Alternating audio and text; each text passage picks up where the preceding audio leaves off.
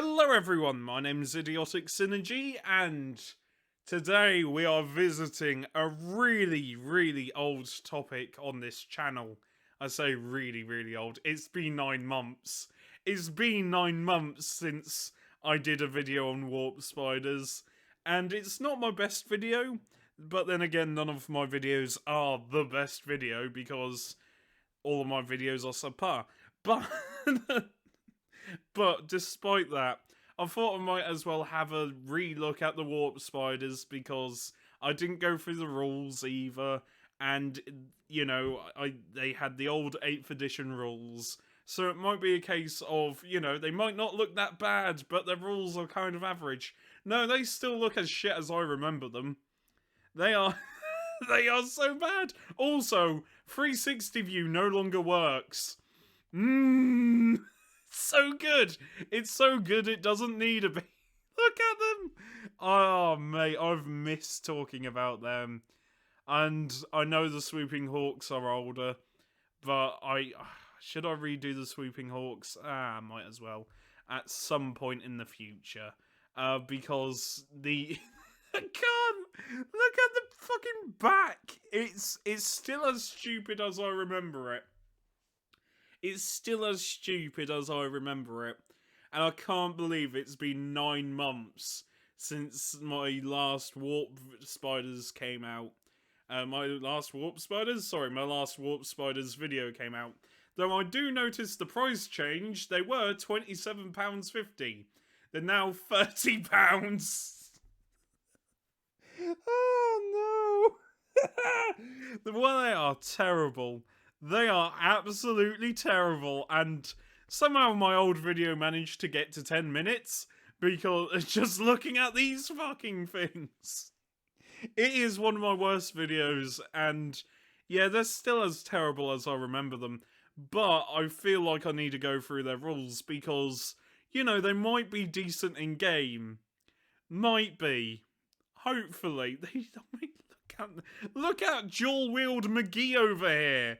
Fucking, what is his hands doing? Are they, what's that? What's that? That's just terrible.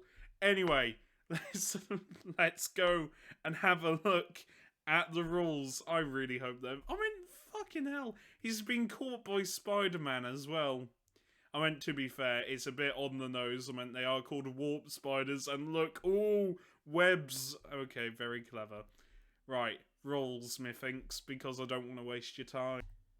Right, so these are the rules, and they're surprisingly quite good. I didn't expect to see how good they are. What would you like to know first? Because their stats are surprisingly decent. They are surprisingly decent for how old their models are. I mean, movement 12, so they're quite fast. Weapon skill, ballistic skill 3, which is average for a Space Marine. Strength, toughness 3. Wounds 1, unless you're the Sergeant, who's fat and got 2 wounds, the greedy git.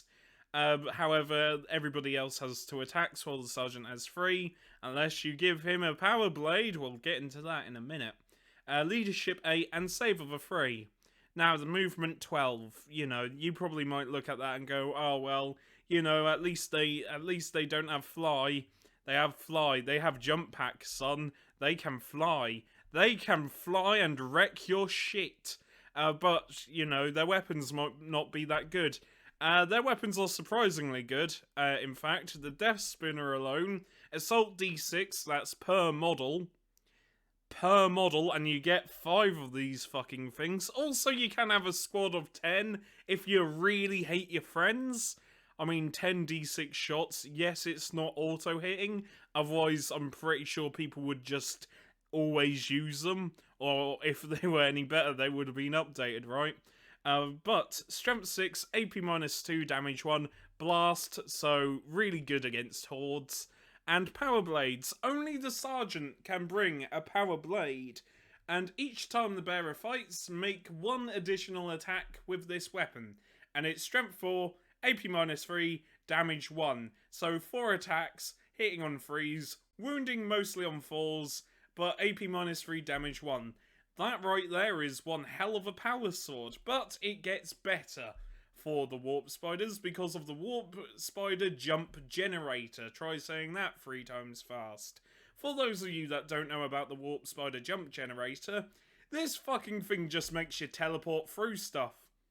It's quite good.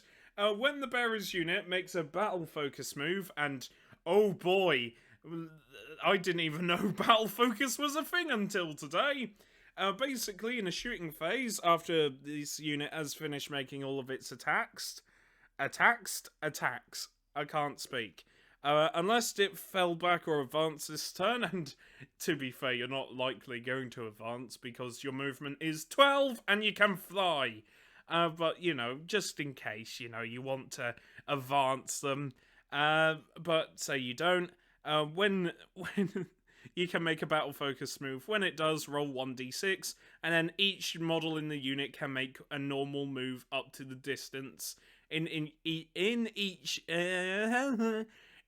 inches equal to the result, as if it were your movement phase. And right, so such a unit is not eligible to declare a charge. So you can't charge if you've done your battle focus, because it says until the end of the turn, such a unit is not eligible to declare a charge. Which is fair, because, you know, rolling a d6 and, you know, just advancing but not really is kind of dodgy. But it gets better. I say it gets better. It doesn't get better. Right. So, a battle focus move. You roll 2d6s to determine the maximum distance models in that unit can move. So you know how an advance is like, it's basically a fancy advance, but you can shoot normally and then you do this. So, you know, it's a better version of advancing, but even so, if you advance with it, you can shoot all of your weapons, assault or pistol, and when resolving those attacks, this unit is treated as having remained stationary, meaning that it doesn't suffer the -1 penalty to hit.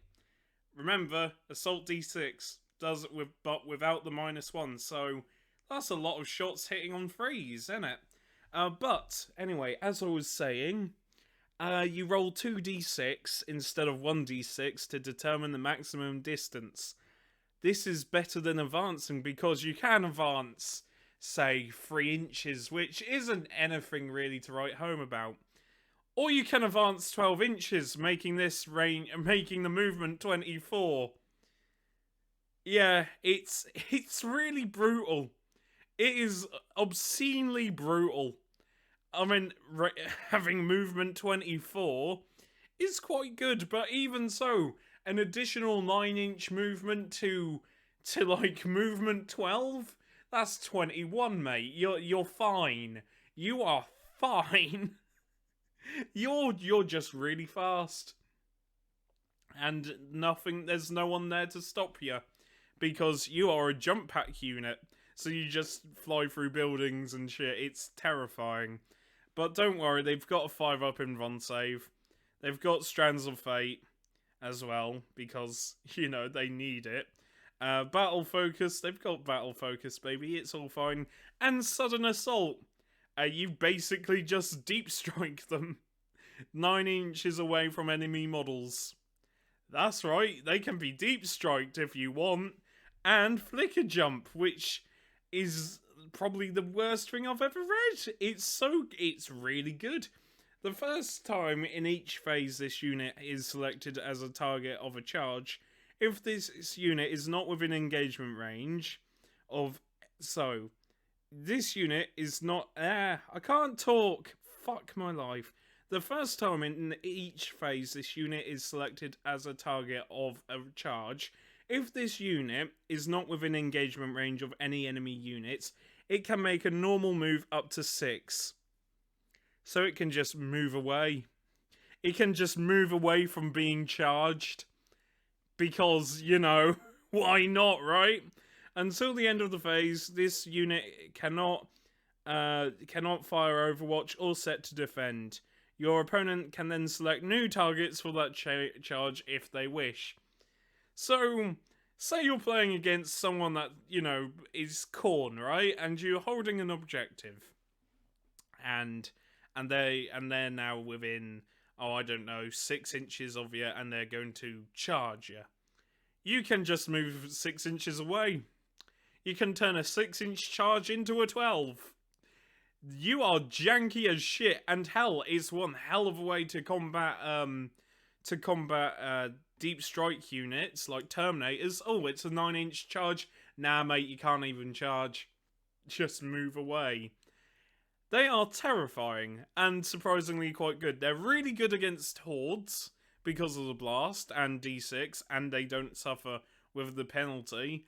Though I wouldn't say that you don't really need to advance them at all because of the warp spider jump generator. So yeah, they are just... I think they're made to be annoying. I think that's the gist, is that they're made to be irritating. They're not... I was about to say they don't do enough damage, but saying that, Assault D6 per model is insane. And with the Sergeant, you can equip him with 2 of these fucking things. So 2 D6, and then everybody else has D6.